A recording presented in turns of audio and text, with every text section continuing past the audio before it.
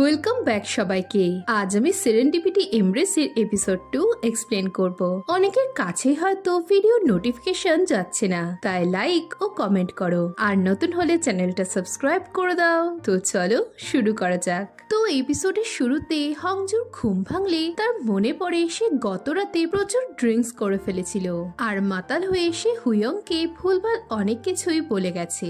এখন এসব মনে পড়ে হংজু নিজের উপর অনেক বিরক্ত হলে তখনই তার রুমে বেল বাজতে শুরু করে। হংজু বাইরে এলে হেজিকে দেখতে পায়। হেজি তাকে খেতে যাওয়ার কথা বললে হংজু খুশি হয়। অন্যদিকে হুইয়ং আঙ্কেলের জন্য খাবার বানালে আঙ্কেল বলে, তুমি কি করে জানলে যে আমি কাল রাতে ড্রিঙ্কস করেছি? এতে হুইয়ং তাকে চুপচাপ খেতে বলে। আঙ্কেল জানতে চায় গত রাতে হুইয়ং কি তার ফার্স্ট লাভের সাথে দেখা করেছে। এতে হুইয়ং তার কথা এড়িয়ে যায়। এরপর আঙ্কেল বলে সে কি তার ওপরের তলার ফ্রেন্ডকে ব্রেকফাস্টের জন্য আসতে বলবে। এই শুনে হুইয়ং আটকে উঠে না বলে। এদিকে হেজি আর হংজু রেস্তোরাঁয় খেতে থাকলে হেজি প্রশ্ন করে সে গতকাল কার সাথে এত ড্রিঙ্কস করেছিল। হেজি বলে, আমি ভেবেছিলাম গতকাল আমরা চারজন একসাথে সন্ধ্যেটা এনজয় করব, কিন্তু তুমি আসলেই না। ভাবো তো হুইয়ং কি ভাবলো, তুমি কাল আসনি বলে আমি অনেক ড্রিঙ্কস করে ফেলেছি। এই শুনে হংজু তাকে মানাতে থাকে। হেজি জানতে চায় সে কাল কোথায় ছিল।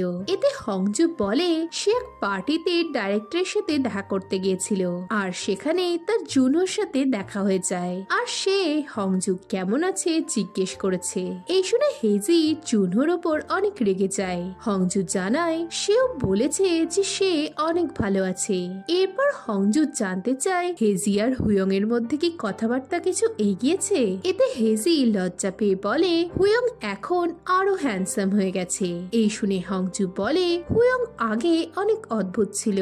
এখানে দেখি 10 বছর আগে হংজু হেজির লেখা চিঠিগুলো হুইয়ংকে দিলেও হুইয়ং সেগুলোর কোনো রিপ্লাই দিত না।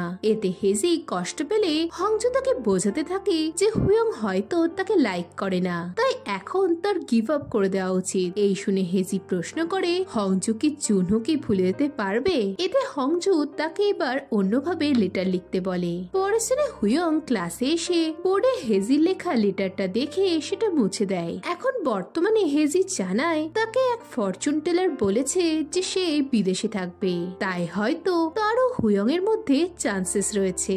এই বলে তারা দুজনেই খুশি হয়ে যায়। অন্যদিকে হুইয়ং আঙ্কেলের কাছে জানতে চায় সে কি তার উপরের তলার মেয়েটার ক্লোজ। আঙ্কেল বলে তারা 10 বছর ধরে বন্ধু।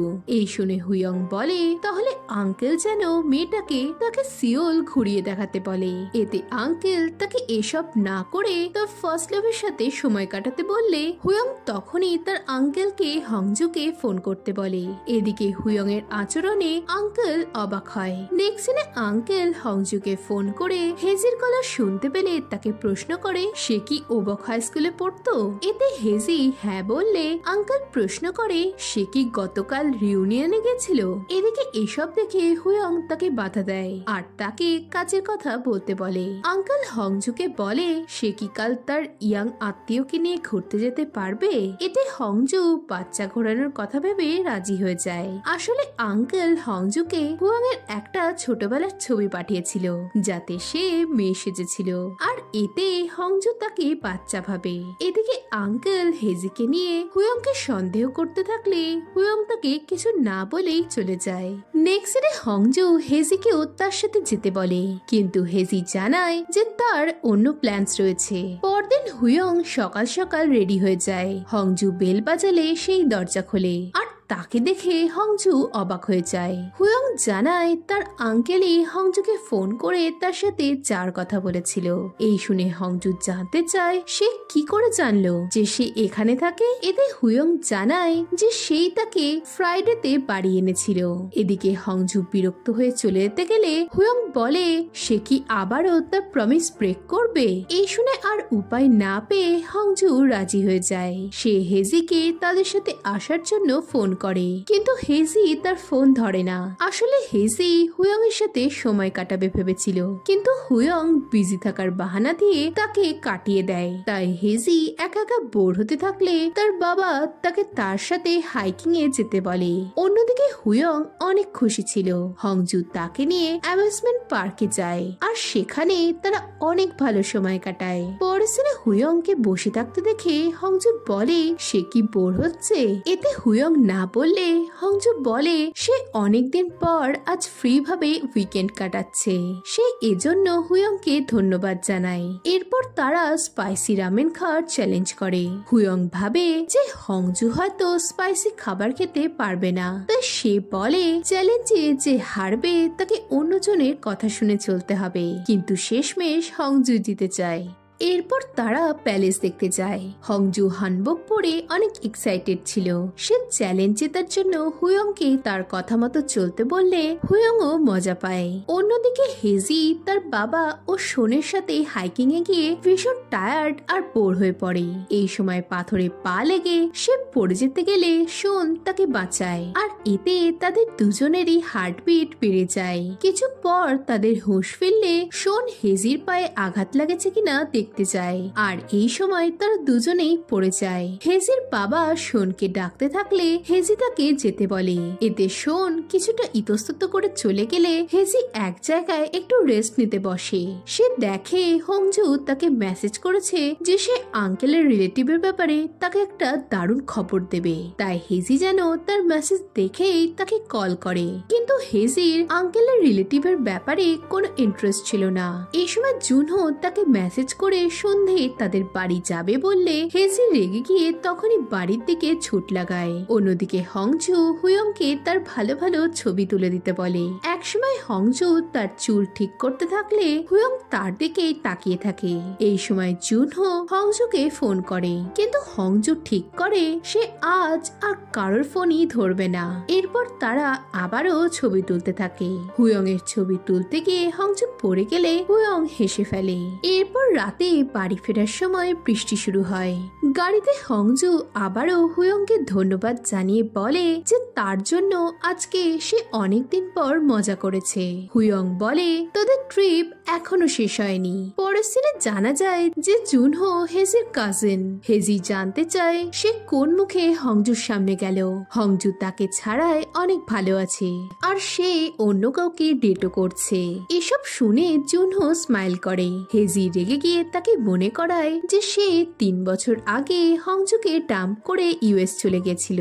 এতে জুনহো কিছু না বলে চলে গেলে হেজি অনেক রেগে যায়, আর মনে মনে বলতে থাকে সে হংজুকে আর জুনহোর পাল্লায় পড়ে কষ্ট পেতে দেখতে পারবে না। পরের দিনে হংজুরা হান রিভারের ধারে ফ্রাইড চিকেন খেতে যায়, কিন্তু বৃষ্টির জন্য তাদের প্ল্যান ভেস্তে যায়। হংজু তাকে অন্য রেস্তোরাঁয় যেতে বললে হুয়ং জানায় সে যা দেখতে এসেছিল তা পেয়েছে।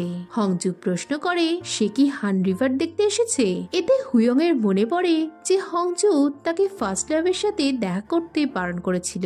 তাই সে বলে হংজু তোমার মনে আছে তুমি ফ্রাইডেতে কি বলেছিলে। এদিকে হংজুর এই কথাগুলো মনে ছিল না। সে ভাবে সেদিন সে মাতাল হয়ে হুয়ংকে অনেক বাজে কথা বলেছিল, যে সে ইমোশনলেস। তাই সে হুয়ং এর কাছে ক্ষমা চায়, আর এই দেখে হুয়ং হেসে ফেলে।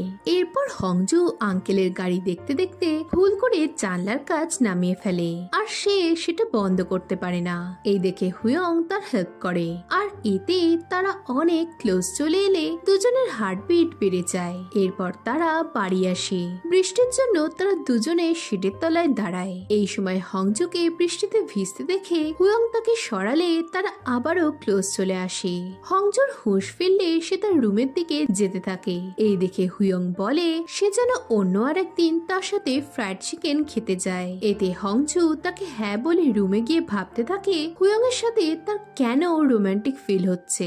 এই ভেবে সে নিজের উপরই বিরক্ত হয়। এরপর 10 বছর বছর আগের একটা সিন দেখি। হংজু স্কুল লাইব্রেরিতে রোমান্টিক নোভেল রাখতে বললে লাইব্রেরিয়ান তার কথায় পাত্তা দেয় না। এদিকে এটা দেখে হুয়ং হেসে চলে গেলে হংজু রেগে যায়। সে চিৎকার করে জানতে চায় হুয়ং কেন তার ফ্রেন্ডকে রিপ্লাই দিচ্ছে না।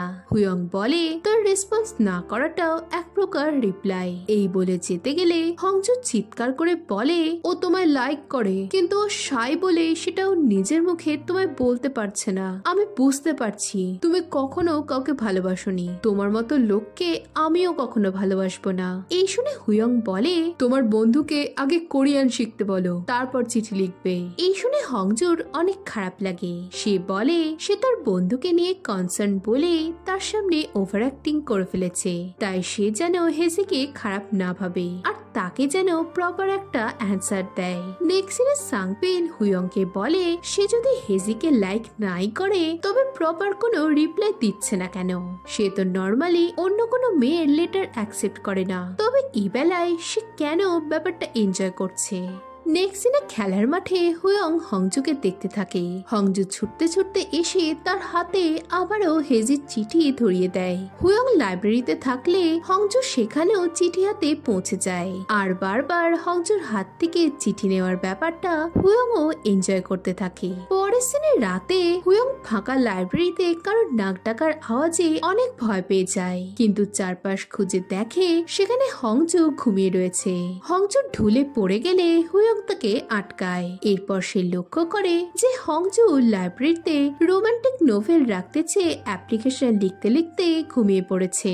এইদিকে হুয়ং অ্যাপ্লিকেশনটা লেখা শেষ করে আর সেটা হংজুর নামে জমা দেয়। এখন বর্তমানে হুয়ং হংজুর তুলে দেওয়া তার ছবিগুলো দেখতে থাকে আর হংজুর কথা মনে করে ভাবে তারা কবে আবার মিট করবে। পরদিন হংজু তাদের অফিসের নো পার্কিং এর জায়গায় একটা গাড়ি দেখে অনেক বিরক্ত হয়। অফিসে ঢুকলে কলিগরা তার সাথে কেউ কথা বলে না।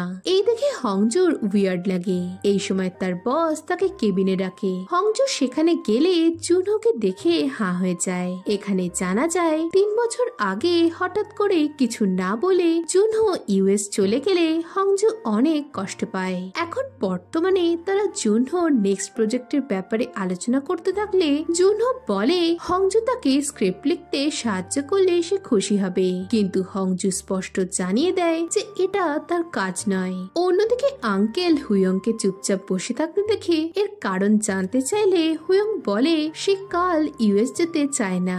আঙ্কেল মনে করায় যে ইউএসএ তার কাজ রয়েছে, কিন্তু হুয়ং বলে সে আরো 1 সপ্তাহ এখানে থেকে যাবে। এদিকে জুনহো ও হংজু একটা ক্যাফেতে যায়। জুনহো বলে সে কি আপসেট। হংজু বলে তার ফিরে আসা বা কোনো নোভেল লেখা এখন আর কোনো কিছুতেই তার যায় আসে না। জুনহো বলে সে কখনোই তার সাথে ব্রেকআপ করেনি। সে এই 3 বছর ধরে সবসময় হংজুর ব্যাপারেই ভেবে গেছে। এই সময় রাস্তা দিয়ে হুয়ং ও আঙ্কেল যেতে থাকলে তারা হংজুদের দেখতে পায়। আঙ্কেল জুনহোকে দেখে রেগে যায় আর জানায় এটা হংজুর এক্স আর তার ফার্স্ট লাভ। তখনই হংজু বাইরে বেরোলে আঙ্কেল রেগে জানতে চায় কেন জুনহো তার সাথে দেখা করতে এসেছে। এই সময় জুনহো বাইরে বেরোলে হংজু চলে যেতে চায়, কিন্তু জুনহো তাকে আটকে বলে হংজু তাকে এখনো লাইক করে, কিন্তু সেটা সে বুঝতে পারছে না। এদিকে এসব দেখে হুয়ং হংজুর হাত ধরে জুনহোকে বোঝায় যে এখন তারা ডেট করছে। এরপর 10 বছর আগের একটা সিন দেখি। একটা রেস্তোরাঁয় বসে হংজু হুয়ংকে বলে সে জুনহোর কাছে তার লাভ কনফেস করতে চায়, কিন্তু হুয়ং তাকে এটা করতে বারণ করলে হংজু রেগে যায় আর এর সাথে এপিসোড 2 শেষ হয়ে যায়। তো ভিডিওটা কেমন লাগলো জানাও আর বেশি বেশি করে লাইক ও কমেন্ট করো আর নতুন হলে চ্যানেলটা সাবস্ক্রাইব করতে ভুলো না। তো দেখা হচ্ছে নেক্সট ভিডিওতে। বাই।